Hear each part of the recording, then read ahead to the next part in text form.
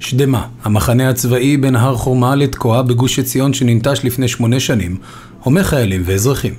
החיילים שבאו לרגל המצב הביטחוני, והאזרחים כאן לפעילות התרבותית השבועית של נשים וירוק, והוועד למען שדמה יהודית מזה 5 שנים. והפעם באו לשמוע את פרופסור משה ארנס, שר הביטחון לשעבר של ממשלת ישראל, שר החוץ ושגריר ישראל בוושינגטון.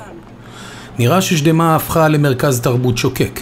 אנשים מגיעים מכל המרחב, קריית ארבע, חברון, גוש עציון, אפרת, ירושלים, בית שמש, מיתר, לא בשביל בילוי, אלא בשביל דרישה לשמור על המקום האסטרטגי הזה.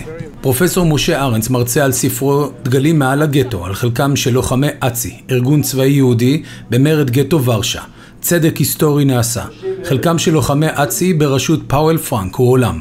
כולנו מכירים את מרדכי אנילביץ', חבר השומר הצעיר. על חלקם של לוחמי בית"ר שמענו פחות. במרד גטו ורשה נלחמו 2 ארגונים, לא אחד, 2 ארגונים. אחד ידוע ומוכר, אייל, הארגון היהודי הלוחם, בפיקודו של מרדכי אנילביץ'. והארגון השני היה הארגון הצבאי היהודי. לא במקרה השם דומה לארגון הצבאי הלאומי. עבודת מחקר רבת שנים נפרסת לפני המאזינים, הקרב על הדגלים, הדגל הציוני והדגל הפולני שהונפו על אחד הגגות בגטו.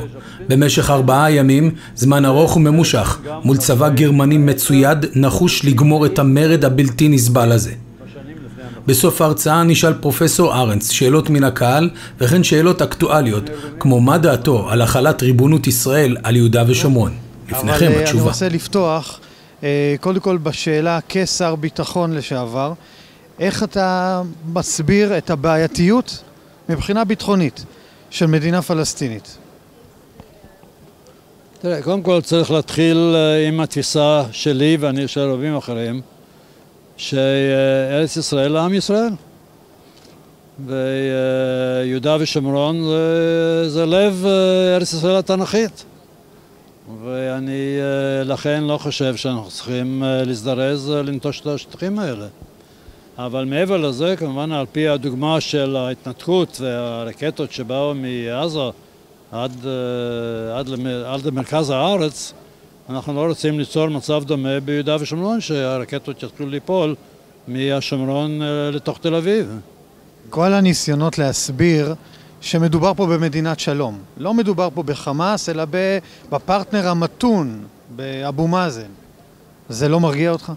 זה לא מרגיע אותי בכלל. אני מסתכל על מה שקורה במזרח התיכון, ושום דבר פה לא יציב, והקיצוניות היא השולטת, ואני לא חושב שצריך להיות נביא כדי לנבא או לפחות לנחש מה יקרה ביהודה ושומרון באותו רגע שאנחנו ניטוש את האזור.